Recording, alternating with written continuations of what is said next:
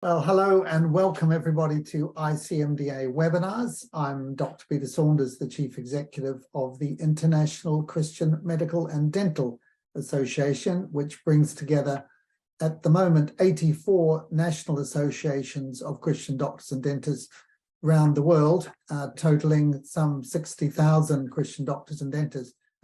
Well, today on ICMDA webinars, we've got Dr. Jay Smith back on the third of his series of 4 on understanding Islam. And today we're going to look at the life and work of Muhammad. And I can promise you there's a lot of new material here that you will not have heard before. So it's great to have you back again, Jay. And on this subject, Muslim tradition teaches that Muhammad was born in Mecca and then moved to Medina, both in Central Arabia, in 622 AD, important date to remember, 622 AD, and that during this period, Muhammad received the Qur'an and became the paradigm, it became the paradigm for the Islamic religion practiced today. But what do historical sources reveal? That's the question we're looking at. And this webinar is going to evaluate the historical record of Muhammad using evidence from the 7th century and before and comparing it with traditional teaching. Dr. Jay Smith has worked with Muslims since 1983. He's got 2 master's degrees and completed his PhD in Islamics in the areas of apologetics and polemics in 2017. Jay is one of Christianity's principal public evangelists and debaters to the Muslim world, and he travels extensively teaching apologetics for those exploring ministry to Muslims and engages the movers and thinkers of Islam on a weekly basis. He's the co-founder for the Fanda Center for Apologetics. He is also the director of MAPI, M-A-P-I, which is a new master's in the apologetics and polemics of Islam. This is coming out of Veritas University in California, and you can do it online over 2 years, Monday nights, and I can promise you that is a brilliant new program, and there'll be more information of that when we write to you after the webinar. But Jay, just a pleasure to have you back again today, and we look forward to more enlightening stuff on the history of Islam. Thank you. Great, thanks, Peter. Let's get right into the PowerPoint. And as you can see, we're going to be looking at the importance of early Islam historically. This is another way of saying we're going to be looking at Muhammad. This is the newest research on the historical problems with Islam's origins, which is an area very few people have looked at. And that's why for many of you, much of what I'm going to say today is probably new. 3 areas that we are investigating in this series of lectures. The first one we did earlier was looking at Mecca, a historical assessment of Mecca. Today, we're going to be looking at a historical assessment of sources and early Islam, really looking at who is this Muhammad, where did he come from, and did he actually even exist, which is a huge question to ask. And then the next lecture will be on a historical assessment of the Quran itself. Now, that could be an entire series of lectures in and of itself. The Quran is such a big area, a big subject, but that will wait for later. Remember what we said earlier in the last lecture. Islam is completely dependent on 3 things: the book, the man, and the place. The book being the Quran, the man being Muhammad, and the place Mecca itself. Those are the 3 things. You take away any one of those 3 and question them historically, and the other 2 come cascading down. Since these 3 areas are foundational to Islam, we should investigate them. But listen, I don't want to investigate them from what the people in the 9th and 10th century said. I want to go to the period where these 3 existed, the 7th century. In the place they existed, which means the central part of Arabia known as the Hijaz. So let's continue by looking at the problem of sources. This is why, in some ways, this should have been at the very beginning, but I want to bring it in this lecture because before we move on to Muhammad, we need to look at where all our material concerning him and early Islam, where it all originated from. All right, so let's begin with the problem of sources. Where did what we know about Islam, about the book, the man, and the place, what are our sources? Here's the map that shows you what we're looking at. When you look at the central part of the Middle East and North Africa, according to the Islamic traditions, according to standard Islamic narrative, Muhammad's empire encaped that brown area that I'm pointing to right now. And that was the area. This is what Islam tells us. This is not what I'm saying. This is what Islam tells us. That area existed under Islamic control by the time he died in 632 AD. After he died, you have Abu Bakr, Umar, Uthman, and Ali, the four rightly guided caliphs, and it moved into this area, the orange area. And that was about, we know that as the Rashidun period, the golden age of Islam, as Muslims tell us. And that was roughly a 30-year period from 632 to 661, when Ali was then killed at the Battle of Siffin, and Muawiyah, the first caliph of the Umayyad Caliphate, then took over and then expanded the borders during the Umayyad dynasty from his period, 661, up until 750, so roughly 90 years. It moved into what is the purple area.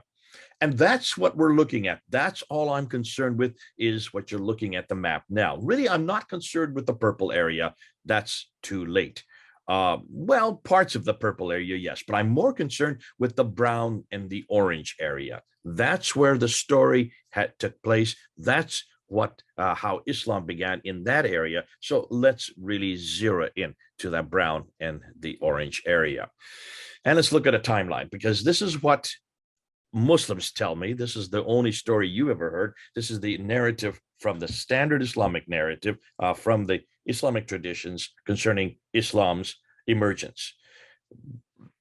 Islamic traditions tell us that Muhammad was born in 570 AD in Mecca, that the Quran was revealed starting in 610 AD, and that in the 621 AD, in the middle of the night there in Mecca, Muhammad was woken up, told to get on the back of a winged horse by the angel Gabriel, and he flew up on this winged horse called the Buraq up to Jerusalem, where he then ascended the seven heavens up to meet with Allah, and Allah told him to pray 50 times a day. He comes down to the fifth heaven. Moses is in the fifth heaven, and says, how many times did he ask you to pray? He said 50. So he says, no, go back and see if you can get it down. So he bounces back between the seventh and the fifth heaven and brings the prayers from 50 to 45 to 30 to 15, 10 down to 5 prayers. Once he gets it to 5 prayers, Moses says, okay, go back to earth. That's enough. That's why we have 5 prayers today. That happens in 621. In 622, the next year, he then leaves Mecca, moves up to Medina, which is just north of Mecca, up on the plateau. And there he then creates the Islamic Khilafah. The first Khilafah was then created under his authority in 622. In 630, he comes back and he conquers Mecca. So then he expands his borders, starts to move out, and through that whole central part of Arabia, he then controls, takes under his control, and then he dies in 632. So that's Muhammad's life. From 570 to 632, this is what every Muslim knows. This is what you know. This is the only narrative that we have been taught. When he dies, Abu Bakr takes over for 2 years. He dies peacefully in 634, expands the borders beyond that central part of Arabia, up to the north and also to the west and the east. Umar then takes over after Abu Bakr dies, and he does the greatest expansion, pushing the borders all the way out to Afghanistan in the east, to Turkey in the north, and to Tripoli in the west. He is killed in 644, 10 years later. Uthman then takes over, and Uthman is the one that's best known as the one who then compiled the Quran in its complete form. So the Quran we have in our hands today is his, and of course that happened in 652. He is then killed in 656, and Ali the adopted son of Muhammad, then takes over, and he only rules for 5 years. All of these 4 men are there in Medina. That's where the headquarters is. That's where they're ruling. And then he is killed at the Battle of Siffin in 661 by Muawiyah, who then creates the Umayyad dynasty. So that is the story of Islam. There you have it on a timeline, visual, so you can see it. That is their story, not my story. But of course, that's the only story you have. Now, Islam was therefore fully formed in the Hijaz by 661. Here's the question. How do we know all of the above? How do we know everything that we're looking at? How do we know any of those instances or any of those historical events? Where does the material come from that talks about Muhammad's birth or the Quran being revealed or Abu Bakr, Umar, Uthman, and Ali? Where do we go to find out about all this material? You'd like to ask, right? Well, let's look. Let's put another timeline on and let's see what this timeline tells us. Now, according to what Islam tells us, this is their, again, this is still their material. I'm not making this up. Everything I'm going to be saying comes straight out of their traditions. This is what the traditions tell us, that Muhammad dies again in 632. We know that. And how do we know it? Because of the biography of Muhammad, known as the Sira. And the Sira was first written by this guy here, Ibn Ishaq. Notice his date when he died. He dies in 765 AD. Hold on a minute. Muhammad dies in 632. This is 765. That's 130 years after Muhammad's death. We get the first biography of Muhammad written down. But hold on a minute. This book here that I have in my hand, I don't know if you can see it. This is his book. This is the biography of Muhammad. This is what we're told. All of us are told that this is the book that Ibn Ishaq wrote. In fact, it even says Ibn Ishaq. There it is on the cover. But this is not from Ibn Ishaq. None of it is from Ibn Ishaq. It all comes from this guy here, Ibn Hisham. Look at his death date. He died in 833 AD. Ibn Hisham is the one that gives us the story of Muhammad. He claims that he takes some of what Ibn Ishaq says, threw out much of it because he didn't trust it, and only wrote down what he wanted. So really, the biography of Muhammad does not come from Ibn Ishaq. It comes from Ibn Hisham. So let's throw away Ibn Ishaq. Don't need him because we have nothing written by him. Now, there's another biography, Al-Waqidi. He dies in 835. But do you notice how late this is after Muhammad? All right, just look at the dates. Now, for Muslims, the Sira is not that important. What's more important are the hadith. These are the sayings of Muhammad, and they were first written down by a guy named Al-Bukhari. He died in 870. Another one is Sahih Muslim. He died in 875. Another is Tirmidhi, 884. Ibn Majah, 887. Abu Dawud, 899. Nisai, 915. Before I get into that, those are the sayings of Muhammad. I have them in blue, a different color, so you can see them easily. And you notice that they are 240 years after Muhammad's death. But that's still not the rest of the traditions. You have two other forms known as the tafsir and the tahriq, the commentaries and the histories. And the first one to write that genre of material down is Al-Tabari, who died in 923. That's the 10th century. So the earliest we get of anything written about Muhammad or early Islam, about anything that's happening on the emergence of Islam, comes 200 years after Muhammad's death. I want to put up Abd al-Malik here because he comes in 692, and he is the one that introduces the name Muhammad. He puts it on the Dome of the Rock. He puts it on the inscriptions and also on the coins. We're going to talk about him later. That's 141 years before Ibn Hisham writes it down, but he has that intervening 140 years where Muhammad's name starts to take shape. But it's these people, the Abbasids, who come to power in 749, 750, who are actually the ones that give us the Muhammad we have today. They are the ones that introduce the narrative you all read today. And before their time, it was not the same narrative. Why? Well, because we're going to go back to what comes earlier than the Abbasids to find out what happened. Conclusion: Muhammad was revealed 84 years after the Abbasids created him, 141 years after he was first introduced, yet 201 years after he supposedly lived. Take that on board. That's a huge statement that I'm making, but I'm going to have to support it, aren't I? Now, that's not the only problem. Look at the distance and direction of these different authors. The Islamic traditions say everything happened in those two cities, Mecca and Medina, in the central part of Arabia on the western side. Yet all of the writers, the traditions worked in Baghdad, which is 1,200 miles too far north. Ibn Hisham, the one who wrote the Sira, is from Basra, but he grew up in Cairo.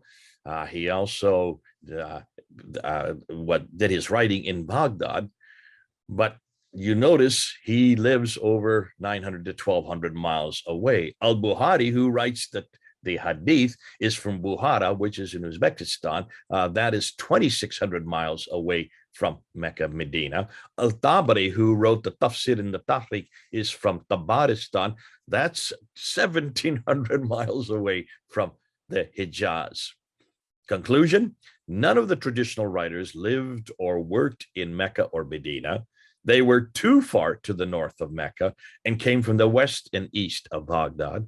All of these northern areas are where the Abbasids originated from.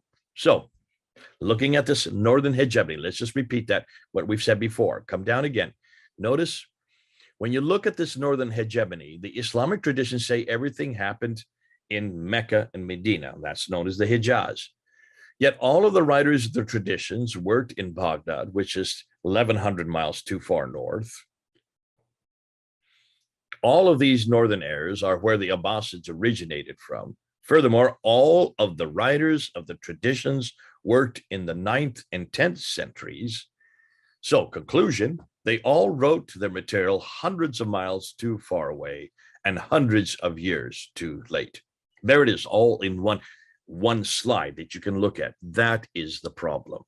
They're too late and too far away to be authoritative. Now, do we not have the same problem with Christianity? No, we don't. Let's do the same thing and ask about the tafsir, the tahriq, the hadith, and the sira of Jesus, because all four genres exist. Now, I'm going to step on some of your toes. I'm going to use the most liberal dates I can find just to make my point.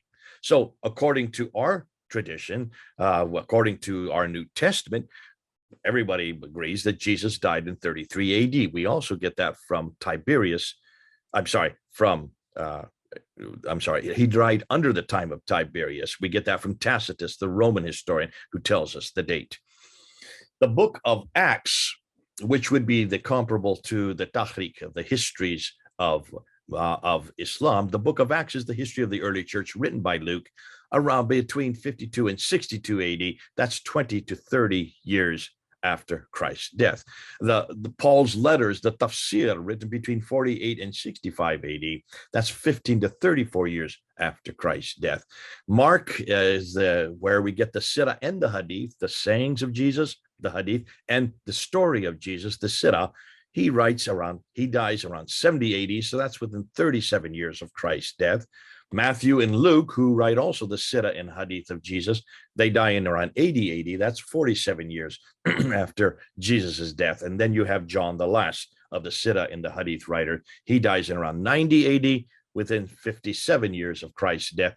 Within 29 to 57 years of Christ's death, we get the entire New Testament, which is the Tafsir, the Tahriq, the Sira, and the Hadith of Jesus. There's the comparison. Note, all of these New Testament writers lived in the same place Jesus lived, and they either knew him personally, like Matthew and John, or they got their material from others who saw what he did and heard what he said. Can you see that difference?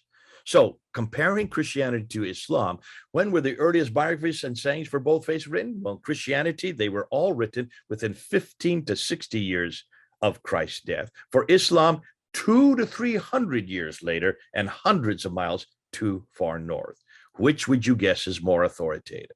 As a comparison, if we had to depend on sources for Jesus, comparable to what Muslims are dependent on for Muhammad, Jesus would not begin to appear until the 3rd century.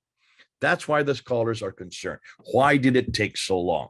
Were these people illiterate? No, look at the cities. Basra, Baghdad, Damascus, Jerusalem, Cairo. These are not illiterate cities. Where did these 9th and 10th century traditional compilers get their material? Can we trust it if it's so late? Shouldn't we go back to the 7th century and to the place where these events happen? Notice, for this talk, I'm only interested in the 7th and 8th century. I'm not going to waste my time with the 9th to 10th century or even later. What am I talking about? Remember, I said I asked the question, who created the biography, the first rendition, the first reference we have to Muhammad in a book form? And I said it was by Ibn Ishaq, but I said, no, not really. It's actually Ibn Hisham who wrote that book down. And there's the picture of the book translated by Alfred Guillaume from French into English. But there was nothing about Muhammad's life at all from the 9th century. So no, we have nothing from Ibn Ishaq. We don't even have anything from Ibn Hisham. So where did this book come from? Where did the Sira come from that gives us Muhammad's life? It actually comes from this man, Heinrich Ferdinand Wüstenfeld, who between 1858 and 1860 is the man who went to 4 different libraries and museums in 4 different German cities. He was German himself in those 2-year period, and took out Arabic texts about this Prophet Muhammad, all coming from the Ottoman period, and he put it together and compiled the life of Muhammad. That's the book we read today, all written by Ferdinand Wüstenfeld, a German scholar, about 160 years ago. None of it can we trace back to Ibn Hisham from the 9th century at all. It's from the 19th century, 1,000 years later, then translated by Guillaume and others later on. There's another rendition that came out in 1967 from Fouad Seged, just from material that he found in Morocco. So the man who Muslims are dependent on to know who their prophet is or what he did is an elderly German linguist who wrote Muhammad's story 160 years ago, thus over 1,000 years too late. And it just makes my job that much easier. Now, let's go to the 21st century, why the scholars are so concerned. Islam, as we know it, they say, did not exist in the 7th century, but evolved over a period of 200 to 300 years. The Quran probably was not revealed to one man in 22 years, but likely evolved over a period of 50 to 100 years. Conclusion, the history of Islam, at least by the time of the Caliph Abdul Malik and before, is a later fabrication.